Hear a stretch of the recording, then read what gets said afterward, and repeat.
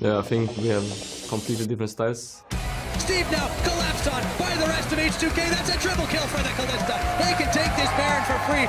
They have a really strong methodical style, going for the objectives.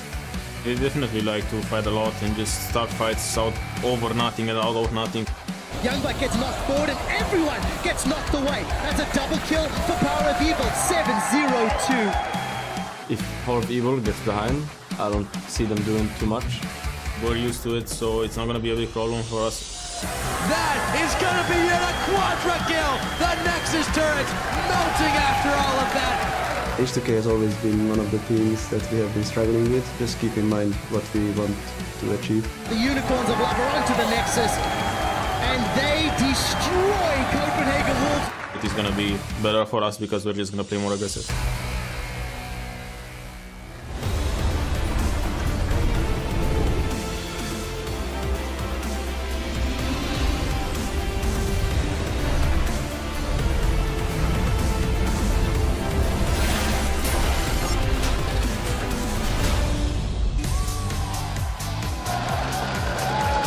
Welcome back to the European League Championship Series. We are halfway through week 3 here at our studios in Berlin, Germany. As you can see, the place is packed and the fans are absolutely ready to go. And just a moment ago, they were like, please let us in. We want to see all the action, and they are super excited. There are the Giants walking in, definitely in the zone and in the sun a little bit as well, reminding them of their home country that it's getting sunny here in Berlin as well. And there is Fnatic setting up on stage, ready for their first match and looking to remain undefeated with Huni there. They're the coaches Lothar and Daylor, talking shop, probably on Espanol, but we don't know for sure. I'm Evie Schok-Supporter, and joining me on the analyst desk is Trevor Quickshot Henry.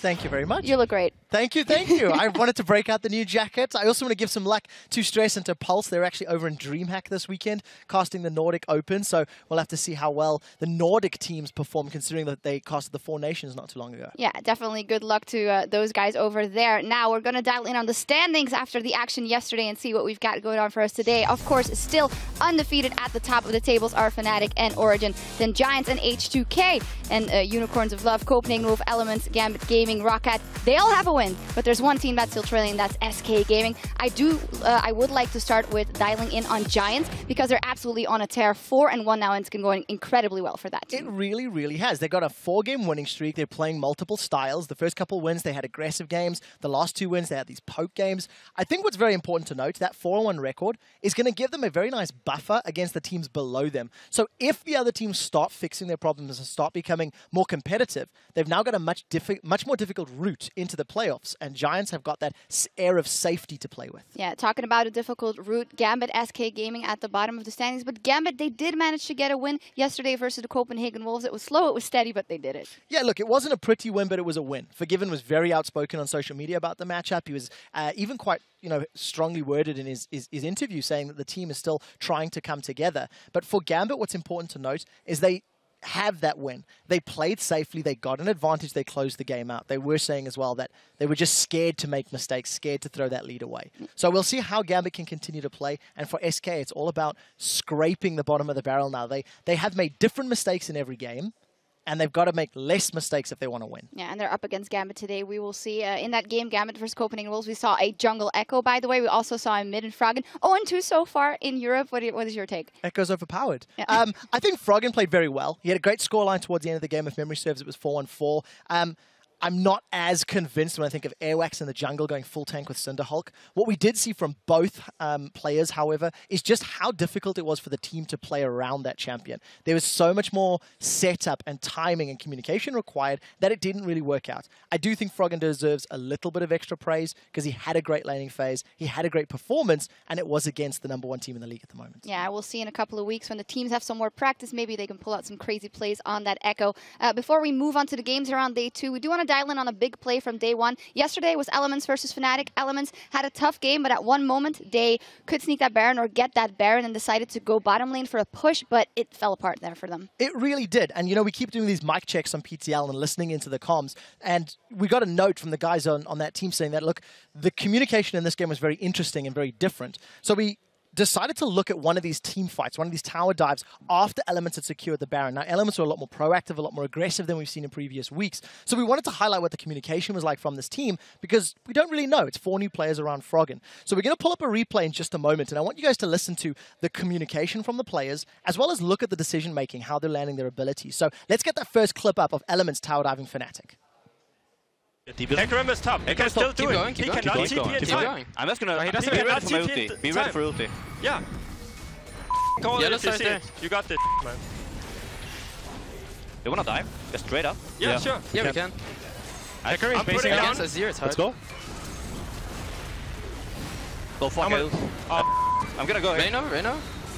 Oh my god, I choked so hard. Huni. Huni.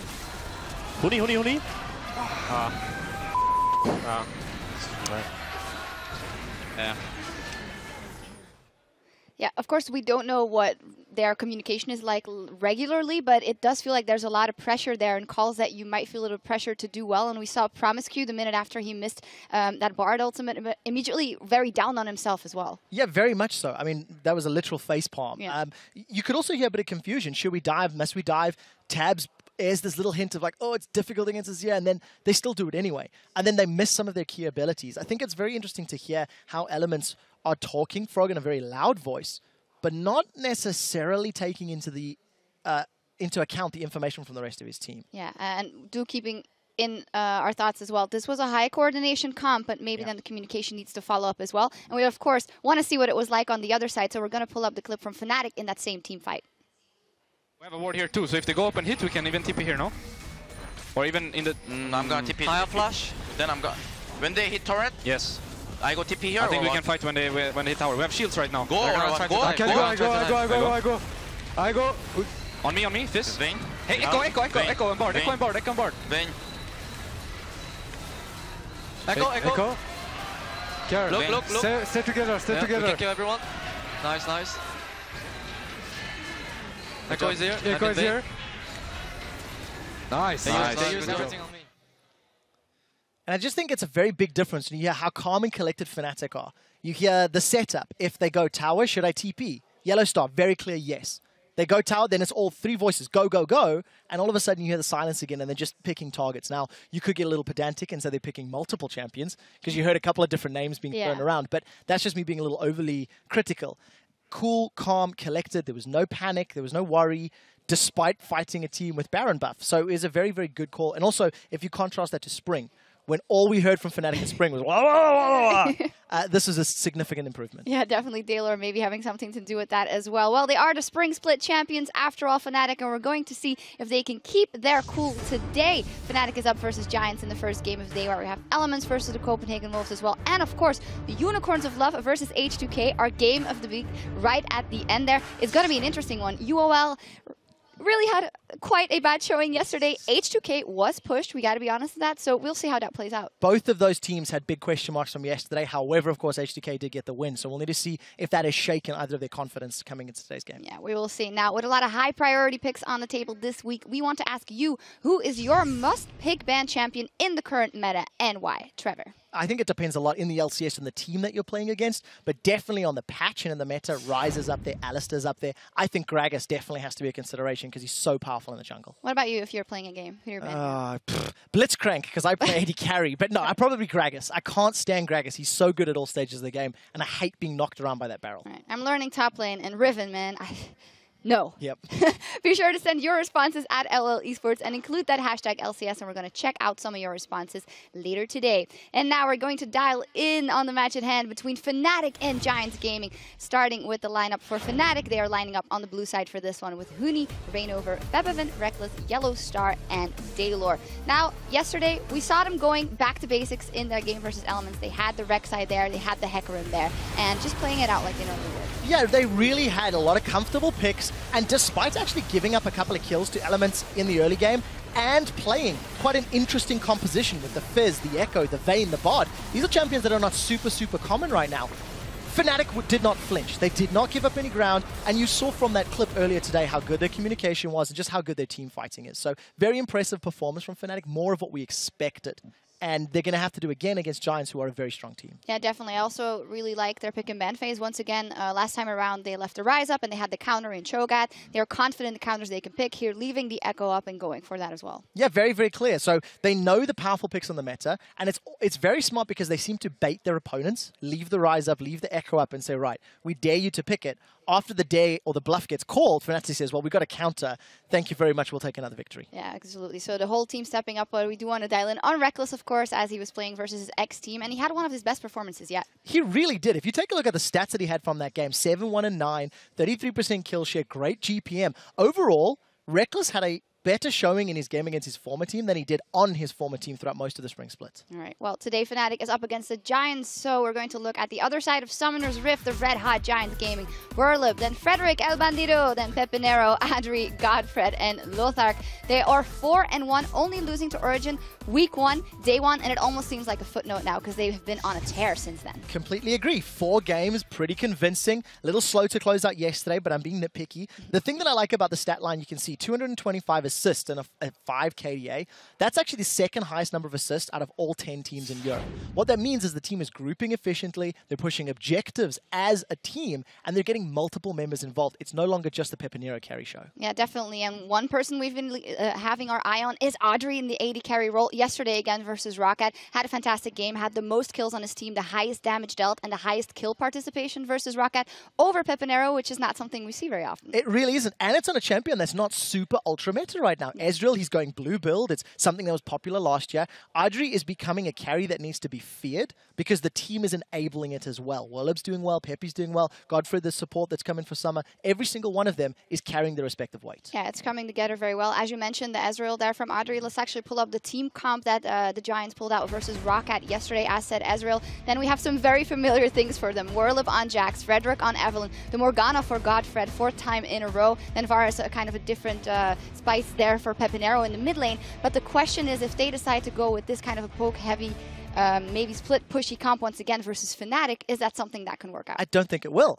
I think you've hit the nail on the head. Fnatic are a team that'll be able to play the map very effectively. They should be able to shut down Werlib's Jax because Fnatic know how to prioritize their resources. Second to that, yes, they have lost to Varus mid. It was Unicorns of Love in Madrid, but they've beat that poke style with Cog more recently. So Fnatic will have some tools in their kit on how to deal with those team comps. Another big question is Godfrey on that Morgana. You said it, 4 games in a row, undefeated. Can Godfrey have the same impact on other champions? So those are some big questions for Giants. The first 2 wins they picked up in the split were not on poke-heavy comps. They were a bit more engage-heavy. Diana mid comes to mind. Let's see if they go back to that style against the aggressive Fnatic. Yeah, a lot of questions, but we'll find some of the answers very soon. The teams are set on stage, and we're going to hand it over to the casters to get into the game. And as we go, we'll get some insight into the new approach Giants are taking to the summer split. Yo creo que el equipo está, aparte de más fuerte, más motivado que el anterior split, y eso es que a la hora de ir a jugar aquí al stage y eso se nota muchísimo, porque no afrontamos las partidas igual, que es como a ver qué hacen, es más a ver qué hacemos. Creo que los otros equipos se están dando cuenta de que nosotros también podemos mejorar y que viéndoles cómo juegan, qué estilos tienen y eso, pues va siendo cada vez más fácil, ¿sabes? Poder jugar contra ellos y adaptarnos a su juego.